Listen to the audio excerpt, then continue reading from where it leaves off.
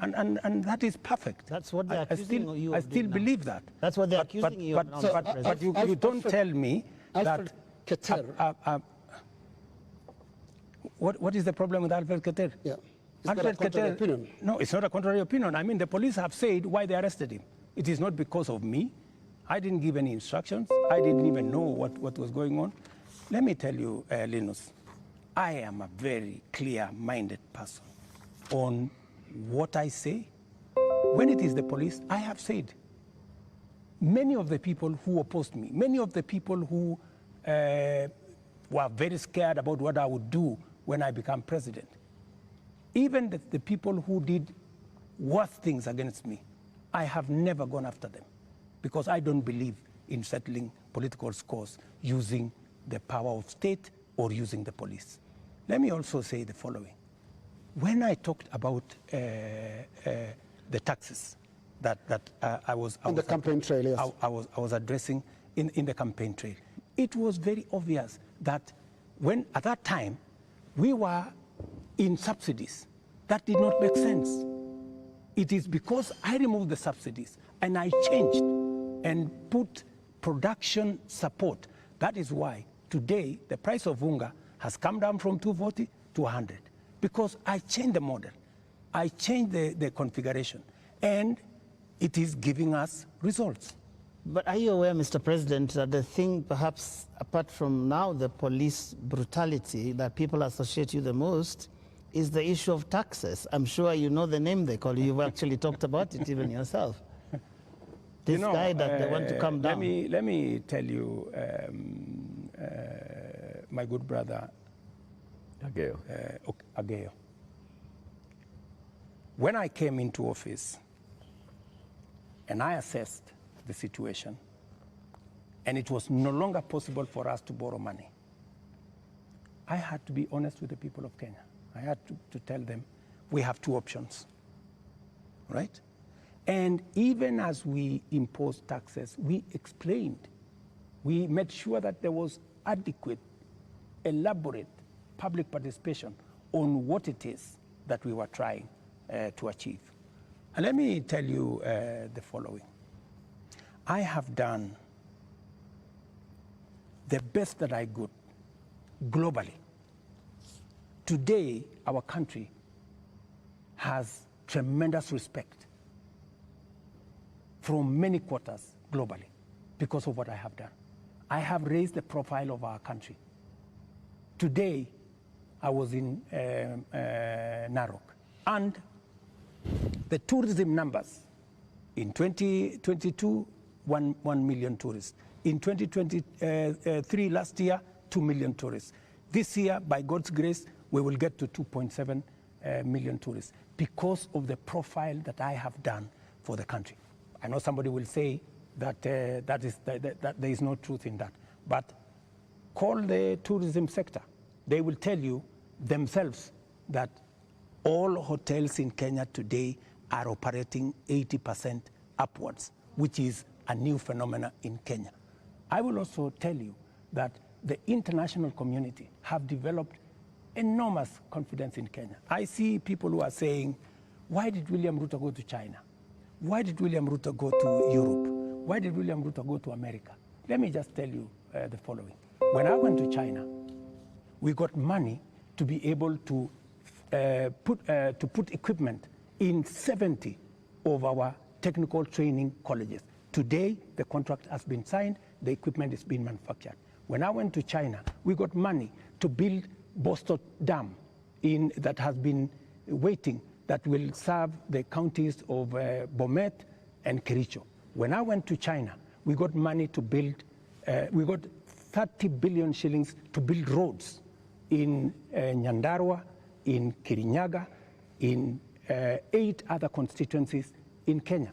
That's why I went to China. When I went to America, we got a $1 billion facility to be built in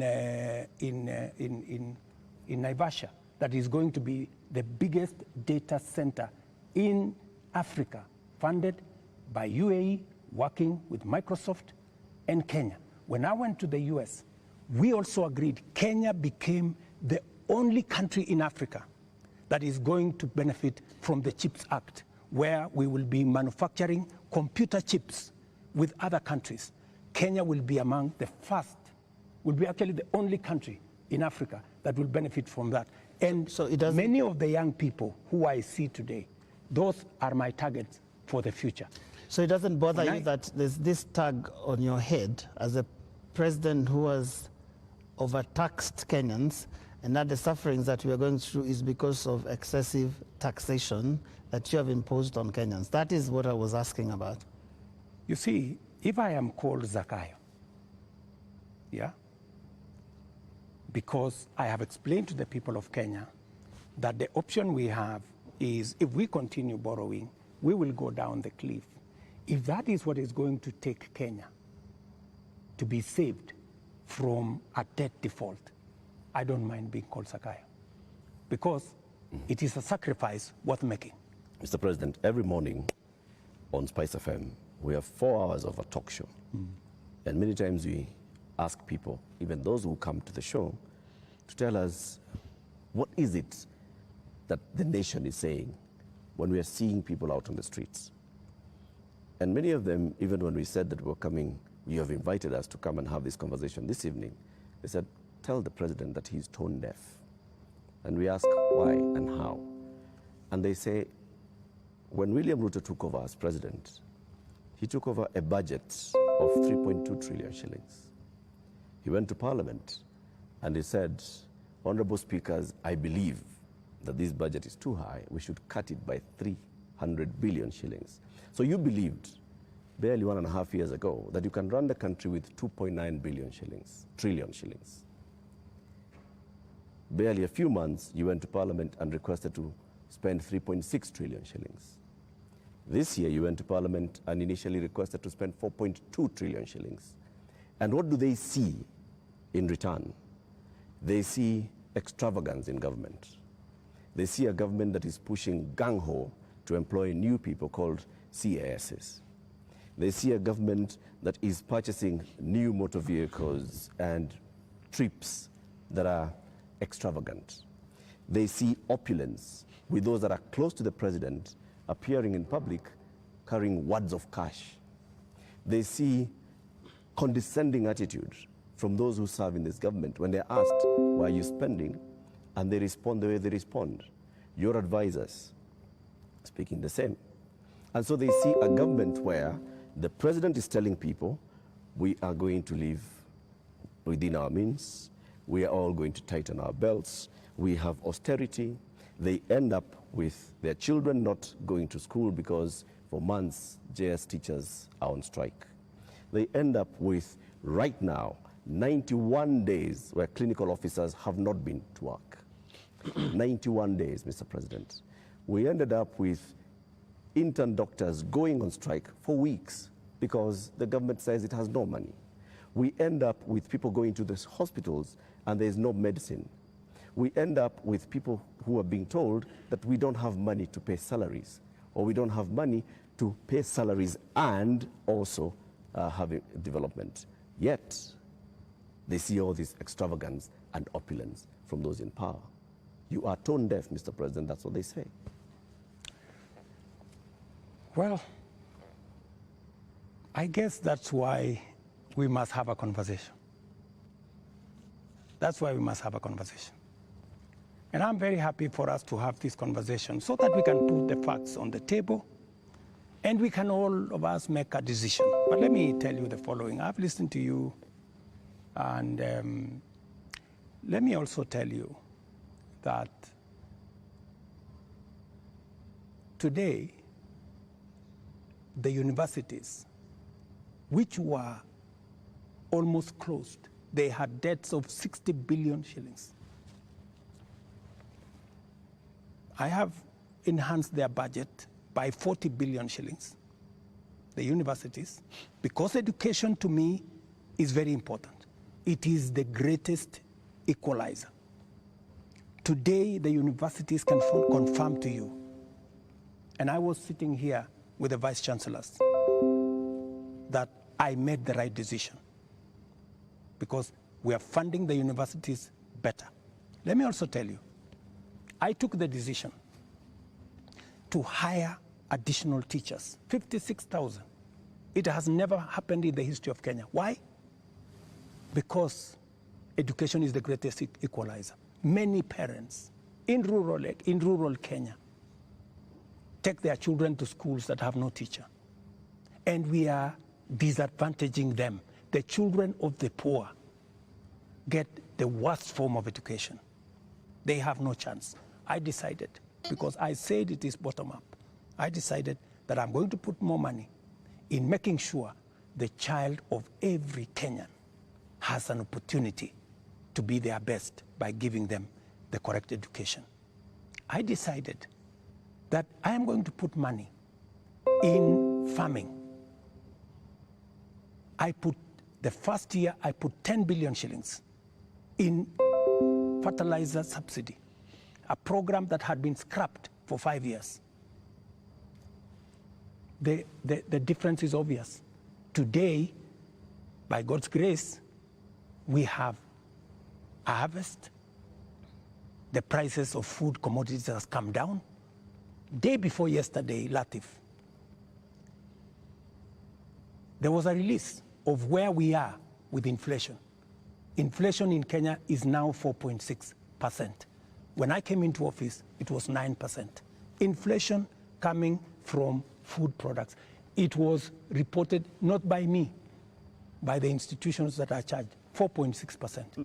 We have, where I have invested money, I can account for it. Right. And it is making a difference in the lives Their of concern many. is on extravagance in government. I will come to opulence in on, government. on opulence and extravagance.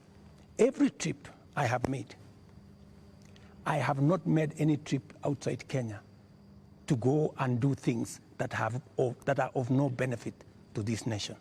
I can account for every trip that I have made outside our nation, whether it is on projects or programs or investments, or even the profiling of this country to put it in good standing for us to attract investment. In fact, the Nairobi Stock Exchange, which was almost closed, was rated the best in the world. Not said by William Ruto, but it was in the public domain by Bloomberg. If you don't believe me, believe Bloomberg. Mr. President, So I have done what I could for the country. But let me finish. You have not answered the opulence. questions. Let me go to the opulence. And let me be very clear that the display of insensitivity is a statement that has come to me, and is a sentiment that has come to me, and you will see something very different going into the future, whether it is coming from my staff, whether it is coming from this office. And I know people have raised issues of CAS, for example. I deliberately, even after Parliament had approved the position of CAS, I have not appointed any CAS because I realized that we were in a situation that we could not. And no CAS will be appointed until we have an economy that can support more opportunities. I know citizens have said that there is no need for the office of the First Lady or Second Lady. Third Lady. These are offices that were there. But because we have to live within our means, those offices from tomorrow, this new budget which is starting tomorrow, they will not be part of our equation. Because in the face of what has happened, we have to trim down every other area. And in fact, not just those, many other spaces are going to be trimmed down to reflect the new reality, especially after the finance bill was taken down by myself when I said we take this down. We are going to cut our cloth. We are going to cut our coat, the size of our cloth. We're going to reduce money going to counties. We're going to reduce money going to the judiciary. When I came into office, the judiciary was getting 18 billion. Today, they are getting 25 billion. But it was because I believed in the rule of law.